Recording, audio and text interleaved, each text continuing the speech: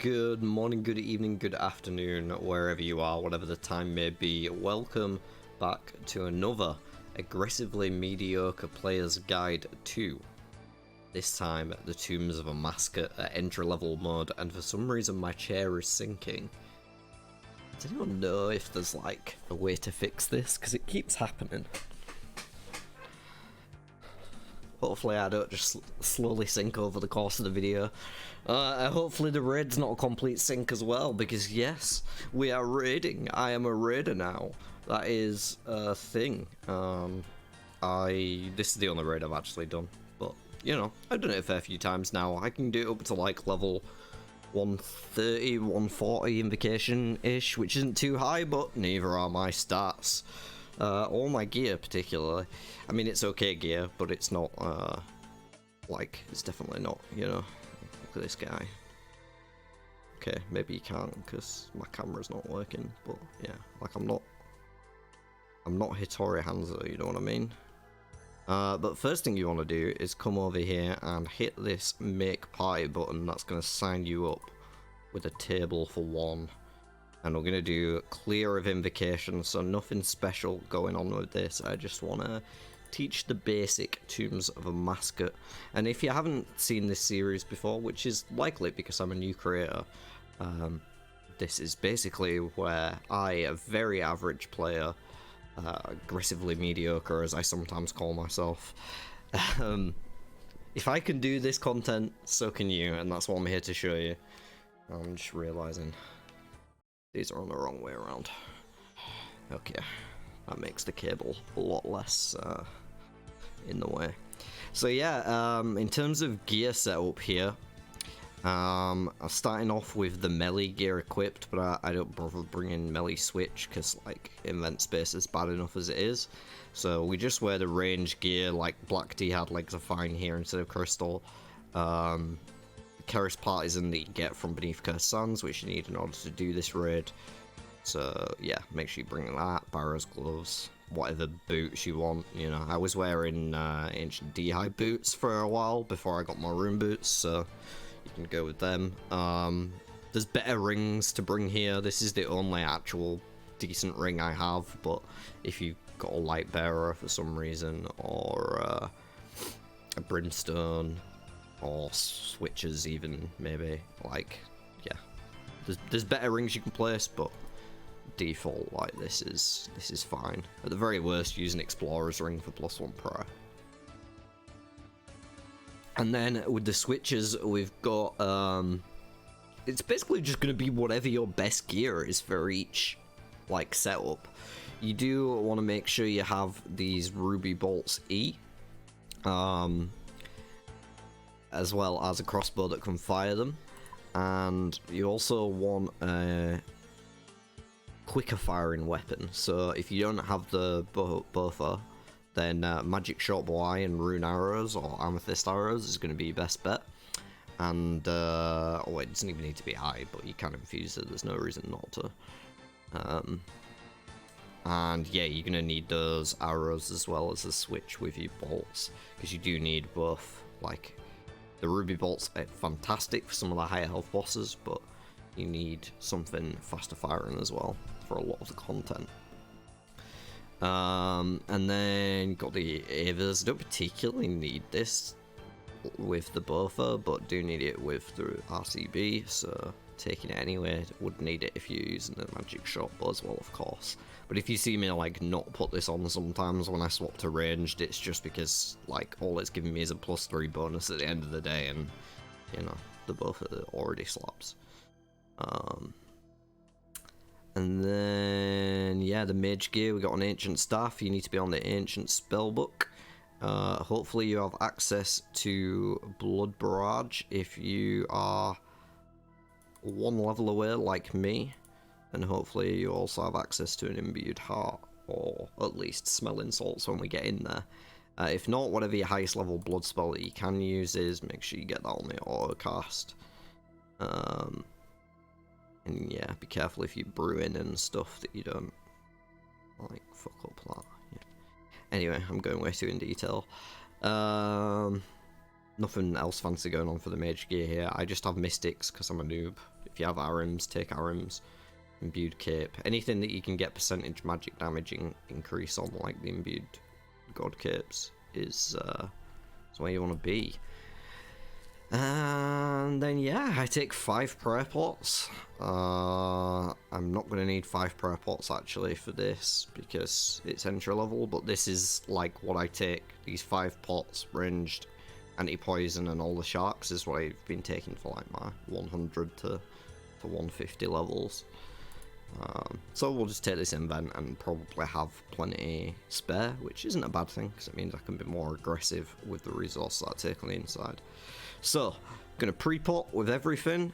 We got a stamina superset here and a imbued heart. Don't need the range pot for now because we're going through Khepri first. That doesn't use very much range at all. So yeah, I'm gonna pre-pot these and run into the raid and just go through it while doing it. Now there are 4 paths to this raid and a final boss. You can do the paths in any order, but the order that I found to enjoy the most or have the most success with is starting off with the path of Scabarus over here. I didn't bring enough sharks. You would be astonished the amount of times I've done this.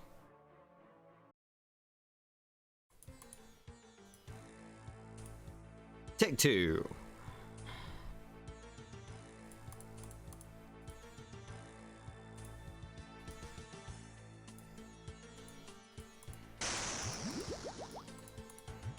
Okay, so I was saying we're gonna go into Khepri first.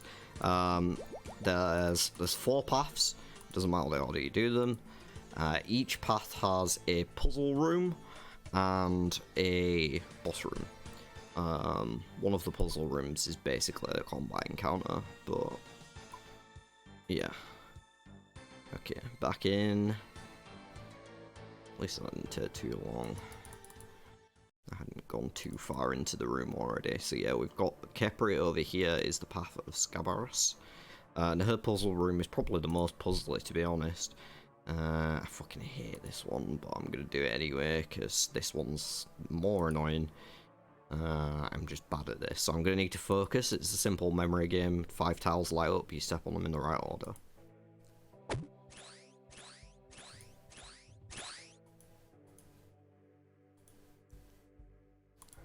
I've already forgotten it.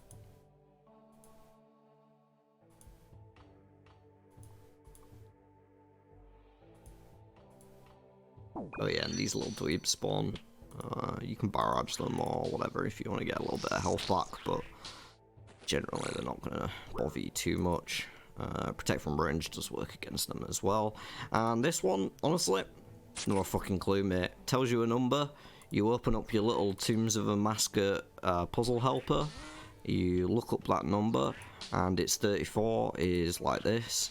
So yeah, make sure you got this plug-in because puzzles in this room honestly suck. You can also find this on the wiki if you don't have the plugin. But yeah. And then this one, you just got to match up the... That was kind of a lucky first one. You've got to match up the pictures on each side. You're with... I think that was a boot. Wait. A boot. Okay, can we get a star? Because I know what the star is. No, diamond even.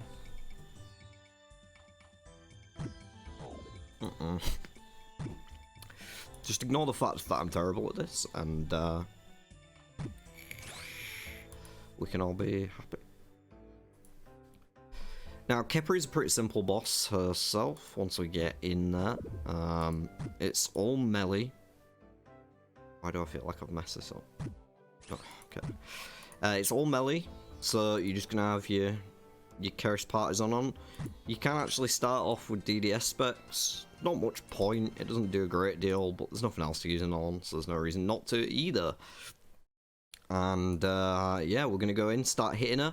We're gonna aim to be stood on this corner of her, because she has this attack where she flings shit at you, and you want it to go into the corner so that you can stack it up cool on top of each other. And you can also trap a mage that way, stop him from wriggling around.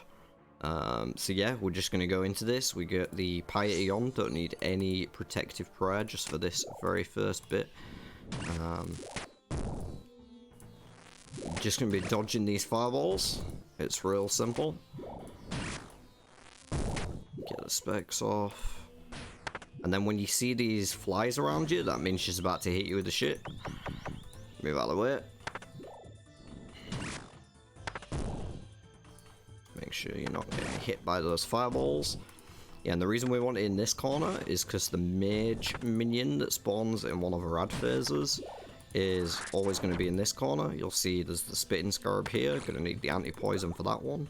Dodge out from these dive bombers. These suicide bombers are really annoying. Gonna have to drop a shark here so I can swap to the buffer. And if you swap into the magic shortbow either. And we're gonna just hit as many of these swarms as we can. Like, everyone that gets to her heals her up some of her shield. So the more of them you can kill, the better. Make sure you keep dodging those dive bombers as they come out at you.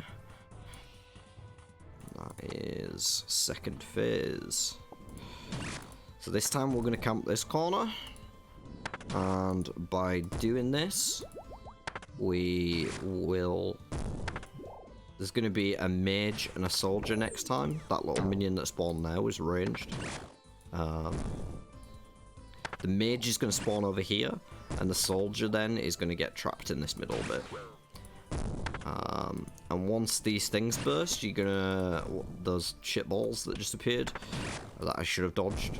The little agile scarabs are going to come out, and that's when you want to flick on your pre-ranged. When you see these little fucks, there's no real point killing them. You can use blood spells on them to get a little bit of health back if you're good enough at swapping quickly, and can be a handy tool to use less resources, but... Okay, so now we see we got the mage over here. And I'm bad. Shouldn't have picked that shark up until the end of the fight, to be honest.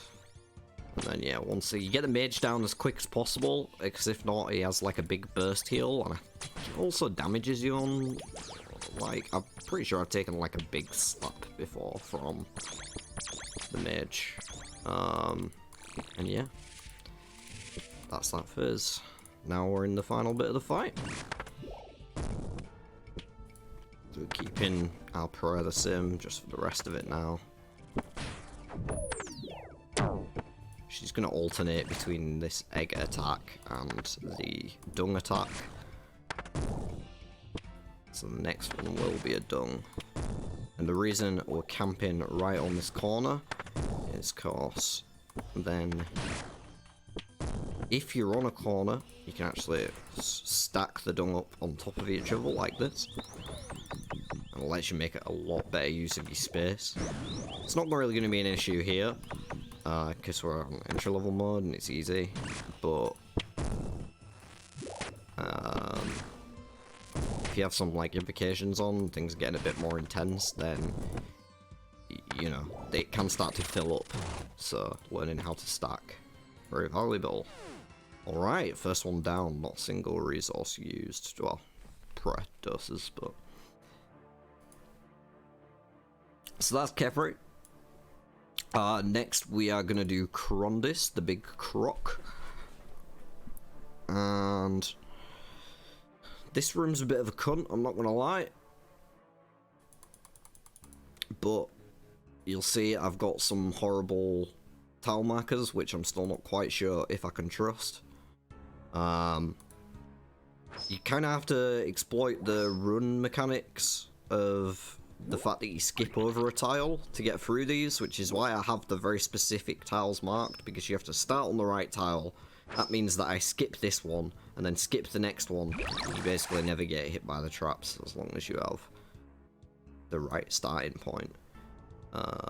Yeah, if you do get hit by these traps, you're gonna suffer some debuffs to agility and defense, as well as a little bit of damage, and you're gonna spill half the water you're carrying. These little crocs are going to spawn along the way and start drinking from the tree because they are thirsty crocs. And we're just going to ignore them. Because who gives a fuck? Shit, I don't remember which. Okay, I'm just gonna... Nope. That's what happens. Got it slightly wrong.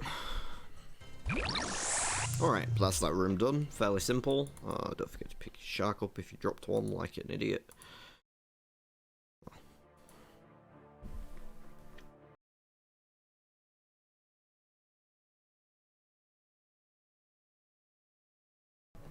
Excuse me while I have a coughing fit. Alright. So, Zebak, the big croc. He is all ranged. We're going to start off with the RCB and the ruby bolts. If you don't know what these do, enchanted of course. If you don't know what these do, they give you a chance to hit for like a massive percentage of his current health. Which can mean you can max it at like 100, which is huge. So we're going to use them. Hopefully we get some lucky screamers. That's what I like to call them. Because the horrible screeching sound that it makes. I mean, it's horrible, but it's also beautiful, because it means that you're popping off. But yeah, we're reacting here on the prayers. If you see this jar come out with the orb, then it's mage. If you see the rock, then it's ranged.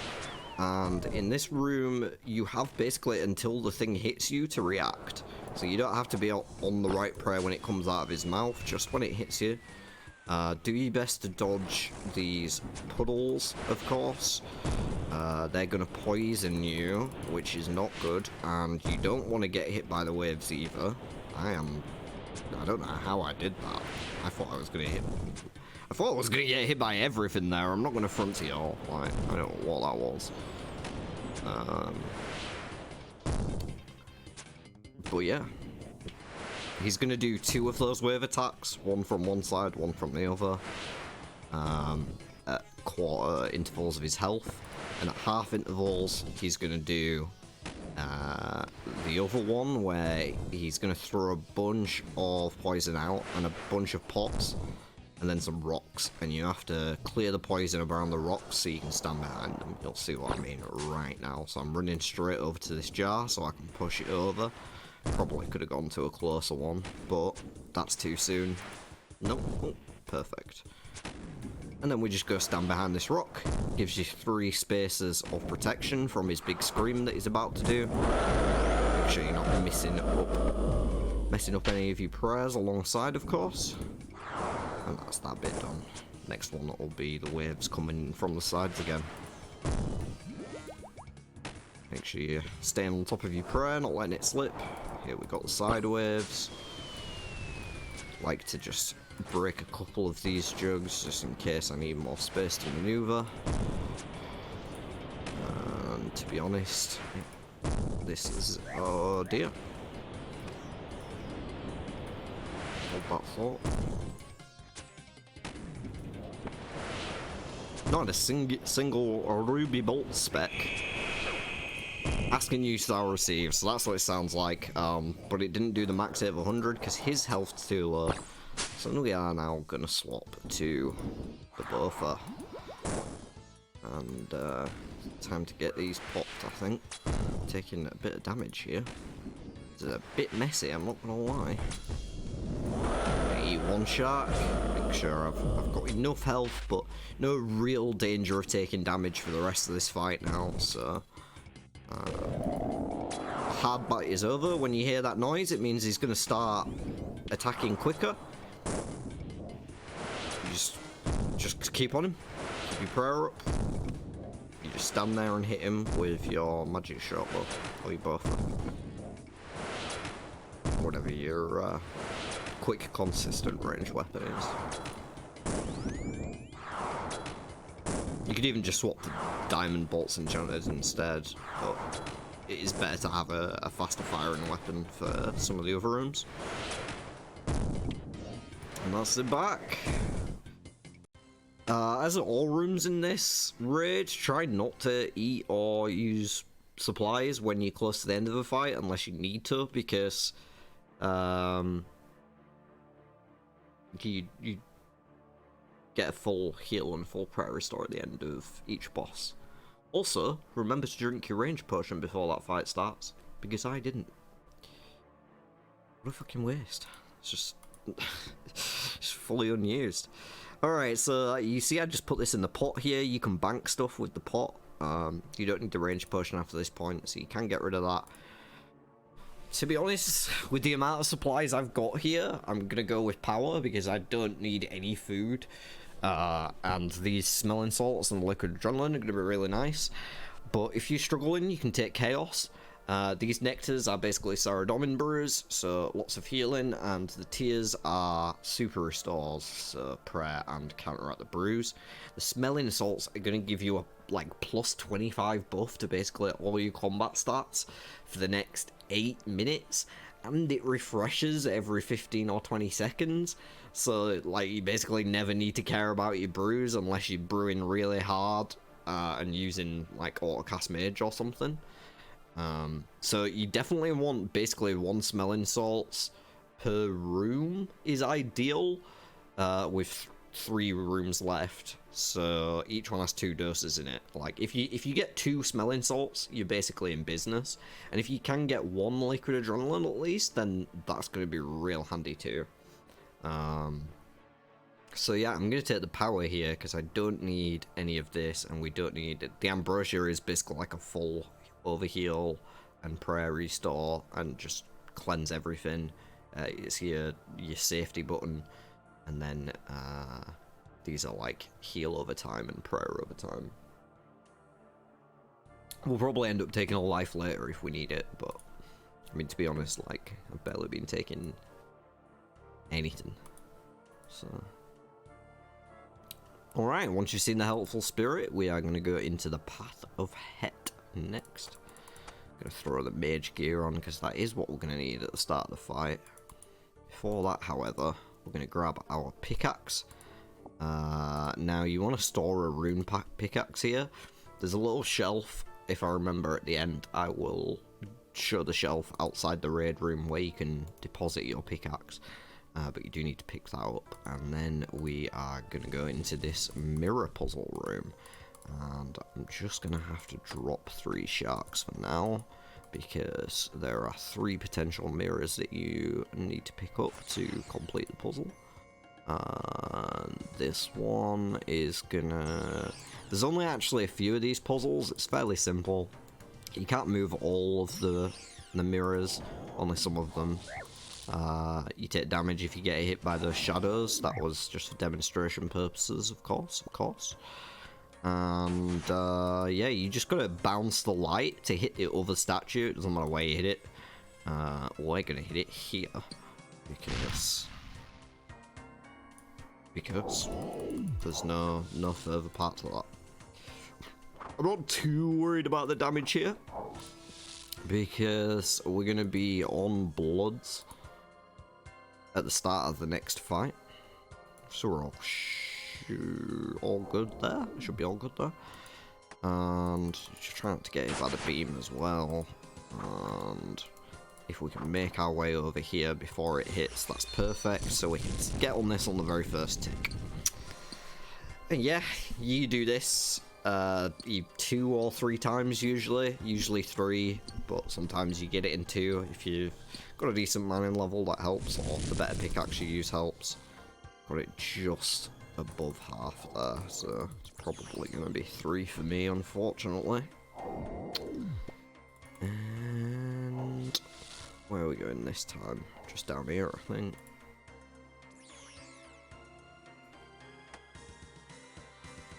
Yeah, there is a limited amount of these layouts, so you do learn them very fast.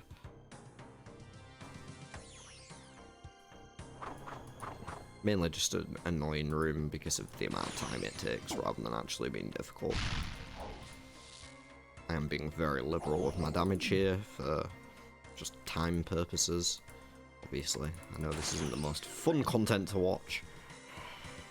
Me placing mirrors. Can we get it in 2? Can we get it in 2?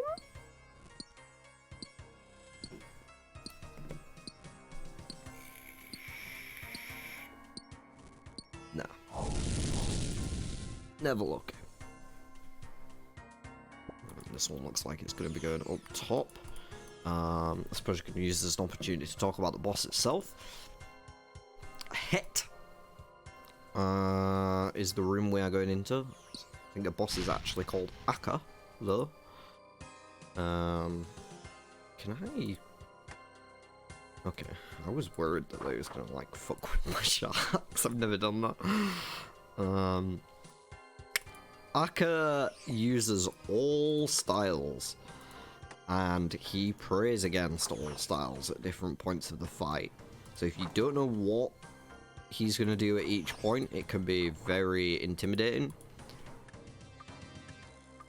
The first form that he has, and he rotates between these forms in the same order unless you have specific invocations on. The first form that he has, always going to be he's hitting you with melee and you're hitting him with mage. Don't forget to put your pickaxe back up once you've done here. So he's going to be hitting with melee, we're going to be hitting with mage. That's why we've got the mage gear on. The next form is always going to be he's hitting with ranged, and we're hitting him with melee. And then the third one is he hits us with mage, we hit him with range. I'll be calling them out as I'm going, obviously. When I say ranged, I don't mean the crossbow with the ruby bolts, because that's going to do more harm to us than him. We're going to be using the MSB/Boffer here. And yeah, we're basically just gonna follow him, and I'm gonna call the fight as it goes, because it's easier than just prefacing it all before I go in there. So pray melee, get Mystic Might on as well. If you're struggling with all the switches in this fight, oh my gosh, I didn't take my smelling salts, I'm so bad. Take your smelling salts before you go into the room, get your blood spells active. Get your sprint back on if you ran out like an absolute dweeb. Yeah, you don't have to kite him around the room, you can literally just sit next to him. The blood spells will probably out heal his DPS, entry level mode especially. But yeah, you can kite around if you want to take absolutely no damage. And that's when he switches, so we're going to swap. We're going to be on melee now with prey ranged up. Yeah, if you're struggling with your switches, just don't worry about the offensive prayers and make sure you're defending against the right thing. Right, when these things appear, we're going to just get on them straight away. Whatever your highest damage is, do that. So I'm going to use the Boffer because it slaps. And he's about to change anyway. And then we've got a memory game here. Skull, Shock, Frost, Shock. So we're going to go Skull, Frost, Shock. And then we're going to get back into the quarter that we cleared. Because as these hourglasses fill up, the other shadows are going to do that blast attack in the other quarters of the arena. Actually got him down a little too quick there to see the blast attack. So we're on to the next shadow. He's swapping back again. We're going to swap to Prey Melee. Just going to keep the Boffer on for now while we finish off the shadow, and then we can go back onto Mage and him.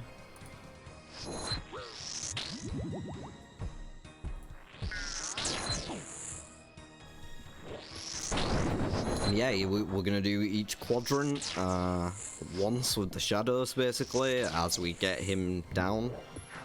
And got death here, fire, death, shock.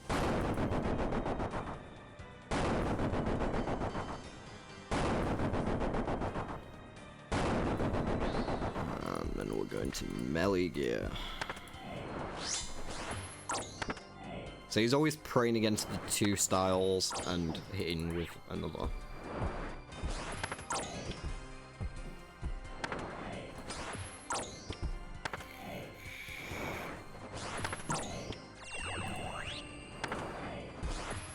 He's probably going to swap pretty soon. There it is. We swap too.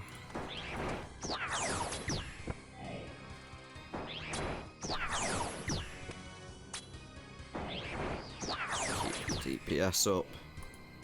Now he does do some other special attacks. If he turns you dark, then you leave, like, you drop bombs behind you, so you just don't walk onto the bombs. Like, it's simple stuff. Fire, frost, fire, frost. Didn't get much time to attack with the ranged there, unfortunately. But yeah, this is the last phase now, and after this, there is a last phase, which is a bit chaotic.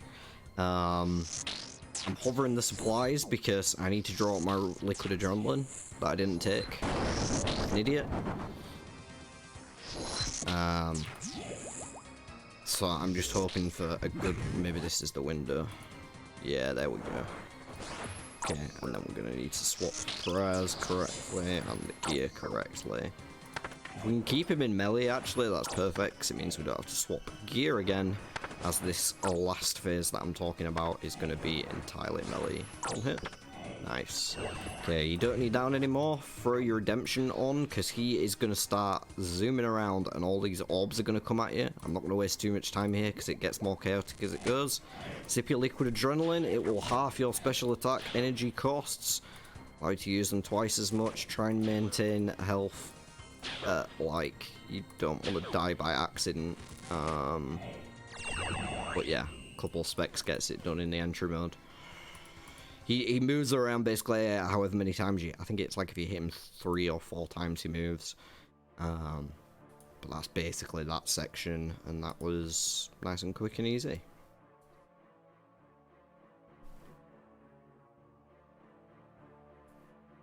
Last up, we got Baba. This room's a fucking pain when you're learning. It's not so bad once you've figured it out. So there's going to be a bunch of waves of baboons that spawn of different types. I have them all tagged, so I recommend doing that because then it lets you see from a distance which type they are. That is, if you're intending to hit them with the corresponding type. What I have found, especially at these lower levels, is that the type does not matter. Slap on the buffer, slap on the mobs. Now you do want to make sure you grab these neutralizing potions and hammer before you go in, because you're going to see these skulls popping up around the room. And when they do, you either have to pour in the vents or repair the roof supports. When you see the shamans appear, you want to focus them, because they spawn these little thralls. And they're just going to keep spawning them as long as they're alive, so you want to kill them ASAP, really. And this is really very simple. We got Curse Baboon here, so we're going to kill him because they're annoying as fuck. You can see they leave this horrible trail behind them, and he's trying to box me in. That's lovely. Hopefully I don't have to move for a bit. I suppose technically I can skip out of this tile, but we'll just chill here for a bit. I really need the eye on. Okay, gonna go get those vents. These volatile baboons, just suicide bombers. You just walk away when they come over to you.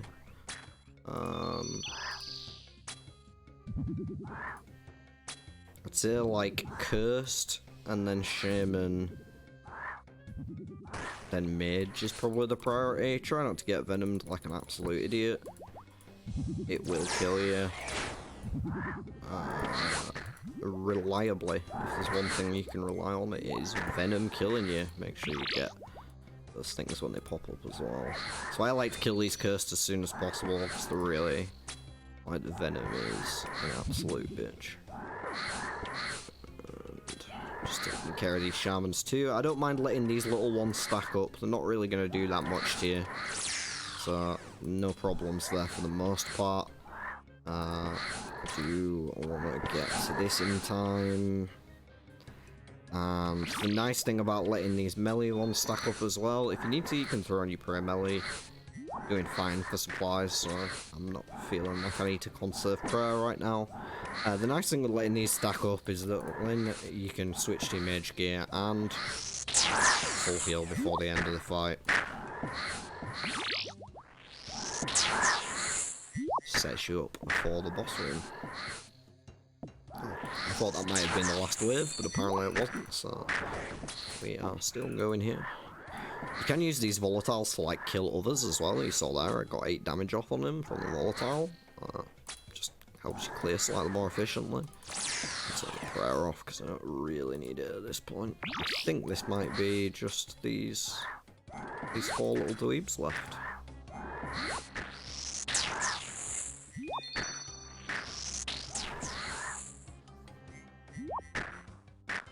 And that's the baboon room. Okay, last boss before the last boss.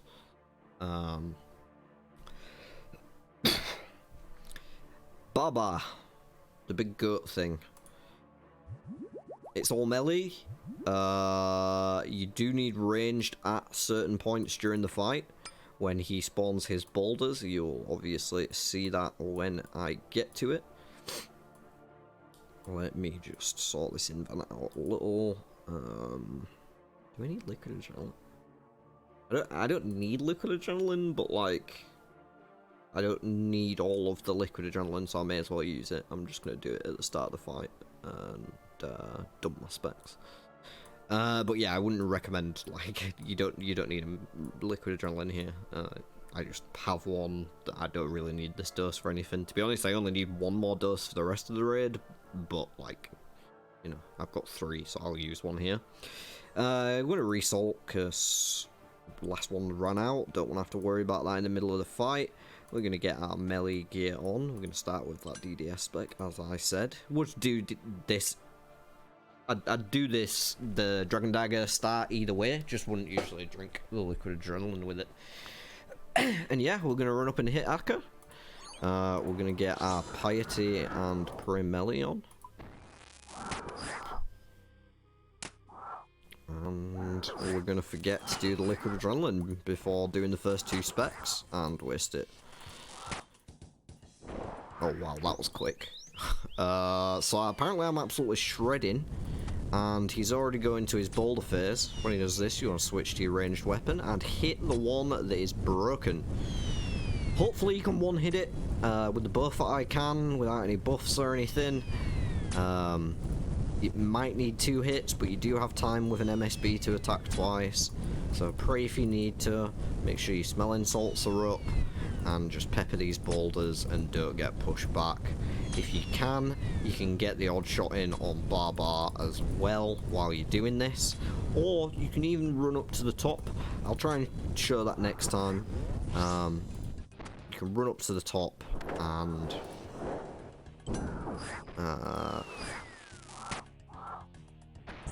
cancel the phase early by attacking him with melee. But during this phase, he's gonna drop these rocks on you. I didn't really have a chance to explain the first time, and when he does that, you just want to dodge out of the way of them, and then once they're there and he throws that big rock that goes, you need to be stood next to it or you're gonna take a massive slap. This one. If you stood next to it, then you'll only take a little bit of damage instead. We're ignoring the little monkeys that spawn because we don't give a fuck. And I will try and run up it here. We'll see if I can display what I meant by that. Should be up. And then, yeah, Akkha. The phase will end early. Not Akkha, Baba. When he does his floor attack, you just move out of the way. Simple. When you start hearing though, that's when you get the fuck out of there. And Baba's down.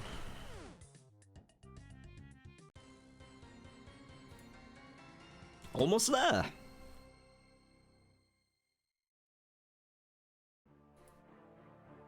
So usually at this point I'd be taking life.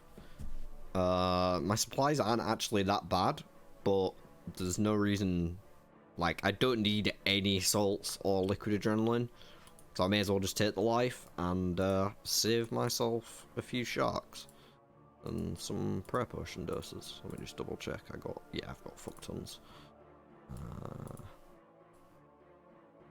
May as well. Okay. So, you're gonna need all 3 forms of gear for this fight. I suppose you don't really need the melee, but it is good for the first phase if you don't have the buffer. Oh, I've already spoke to him. And then we're just gonna fill up our inventory with shit. Right, so things that you do need is liquid adrenaline for there's 3 phases to this next fight. The second phase is where we use the liquid adrenaline, which is probably the longest lasting phase. These silk dressing and crystal scarab we're just going to keep to one side for now as some nice little heal and prayer restore over time. Got another 2 scarabs there and the salts that we don't need. We're going to get a bunch of nectars out so we have plenty of healing. 1 ambrosia as the absolute panic button, and fill the rest with tears. So you have plenty of prayer. Is there anything I could optimize here? I think this is fine. The blessed. Yeah, I can take another. Yeah, I can take another scarab here instead. Alright. In we go. So yeah, like I said, if you got a buffer, you can just slap that on here and use it, and you'll be fine. Not going to resalt just yet, because there's still 3 minutes left on them. I'm, however, going to take a nectar dose, because we're going to be taking some damage at the very start of this fight. All you're going to do is begin, and then run over here to where these skulls are coming out, so that you can block them from charging the bar up on the Eladinis Warden. You want to charge up Tumakan's Warden first, once you've taken a bit of damage and got them so that they're staggered, because you really need them staggered, and you'll see why in just a sec. Yeah, that's what we're aiming for. Because then we have this checkerboard pattern attack. So you can throw on a ranged weapon to keep attacking during that phase. But if you could see, if you had the yellow and the red at the same time, it would not be very good at all. And then the second time they charge up, they're going to do these energy blasts at you in solo encounters. There's nothing you can do about it. You just get slapped. In groups, you want to stand apart for that first one and together for the second one to take a lot less damage. Hopefully I don't take damage from this. Yeah, I think I got it just in time. Alright, I'm actually gonna have to do something. I'm gonna put this away because I need invent space so I can equip that. And we're gonna start. Why did that not work? Oh my god, I need to get my prayer on. Okay. Sorry about that, folks. Right. First off, we're always attacking the first warden with range. He's always going to start with his ranged as his vulnerable spot. We are reactively praying to his attacks.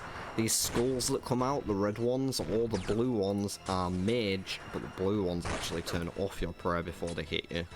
Once his bar is full, we're going to swap to the DDS and get the spec on, and then hit this core as many times as possible before he stands up again.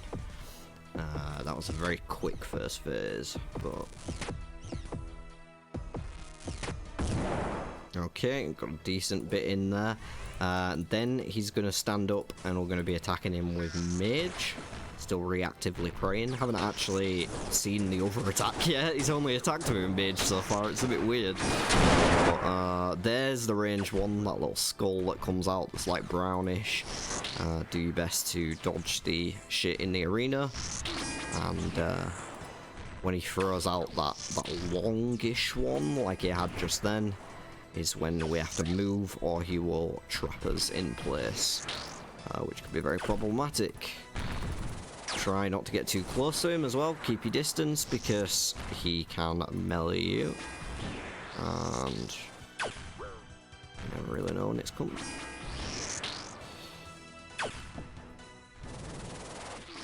Yeah, this phase is going to be slower because My mage gear is not as good as my range gear. Even though my mage level is higher. And then we're gonna go straight back to this. Still got the liquid adrenaline from last time, so no need to top up, in fact. And we're not going to have any use for specs for the rest of this fight. Now, you always max on this, which is why we do the DDS specs when we can. The rest of the time, just use your spear. If you need spare resources in this phase, you can draw some more out of your bag in this window right now. And then we're going into the last phase of the fight. The big bad Eladinus Warden himself. Now, I'm not going to actually attack just for the minute. I'm just going to explain what's going on here. I highly recommend you mark the tile in the center of the room at the start of the fight. That will help you tremendously to avoid the floor attacks. And as you can see, the pattern that he's going in here, he starts off by attacking this side of the arena, including the middle space. Then he does the other side, including the middle space. And then, at the end, the middle space is the only one that's safe. So we're just going to keep moving like this for the whole fight until his very, very last phase.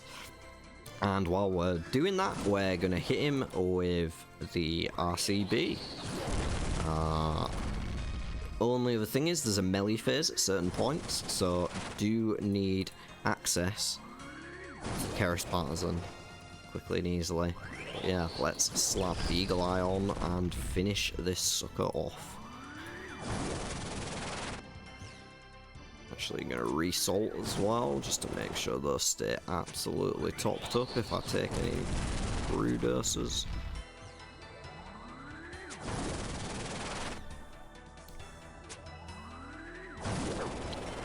Move too early like a noob.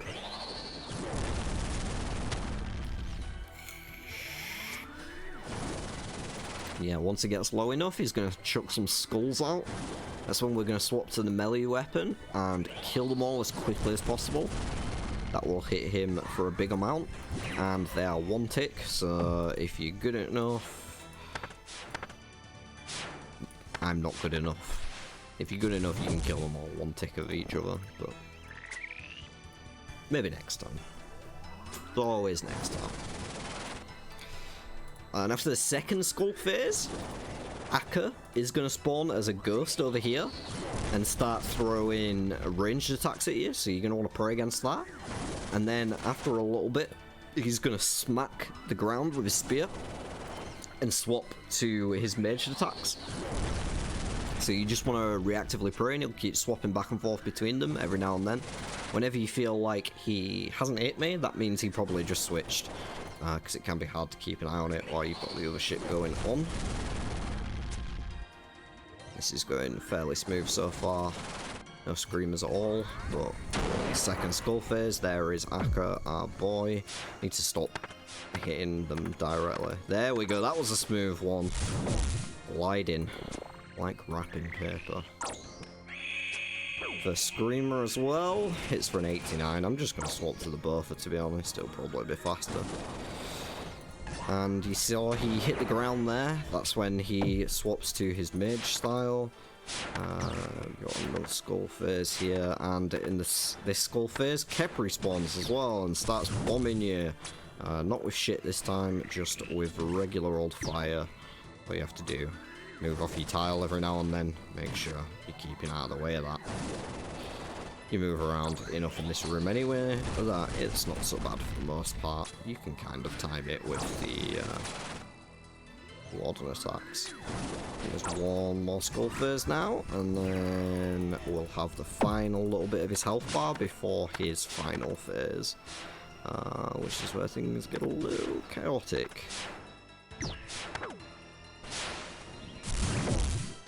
Straight back to Mr. Prayer there. Just going to take this bandage, keep yourselves nice and healthy. Swapped back. Oops. Just going to take this and brush it. Alright. So yeah, this final phase, lightning's going to start spawning everywhere, the prayer swaps are going to happen more frequently, and tiles are going to start disappearing from the back of the arena, dealing damage if you are caught on them. You just want to keep moving around, try and click on spaces that don't have shadows on them if you can. You are going to take damage, it doesn't matter too much. Try and keep an eye on Akkha as well, make sure that prayer is correct, and yeah. Man, that after being, like, it's a while since I've done a 0. I remember when I did my first, my first successful one had 10 deaths. So don't feel discouraged if yours doesn't go like this. But, like, I remember it being a lot more difficult. I think just the practice of having done, like, them at level 100, you know, I walked out of there basically using no supplies. And it really is that easy. If I can do it, so can you. Never lucky. Wasn't really expecting a purple. I've never actually had a purple, so that is something this account needs. Never had a purple chest. What do we get? Some toad flax seeds and snapdragon seeds. Woohoo. Anyway, that was the Tombs of Amascut at 0 entry level. If there's anything that was unclear and you want me to, like, go over and explain again, then please do leave a comment and ask any question, feel free. I will do my best to answer it. And yeah, I don't feel like there's too much more to say here. If you want to see a higher raid level, like you want to see me push up on some invocations, let me know and I can do that too. I could do like a 50, 100, 150, whatever. That'll be fun. And yeah, I'm enjoying making content for this channel. It really has been fun just diving into a world of content creation and just recording shit. Anyway, if you enjoyed this trip into the Tombs of Amascut, please do make sure to hit the like button. It really does help the channel grow. And do leave us a comment down below. Let me know anything that you thought that occurred to you in this video, or if it helped you, or if you need help with something still. If there's any other guides you want to see, that's also something I'm more than happy to do. And subscribe to the channel so you see all the new content that I am going to be posting, because this is fun. Until next time, see you guys.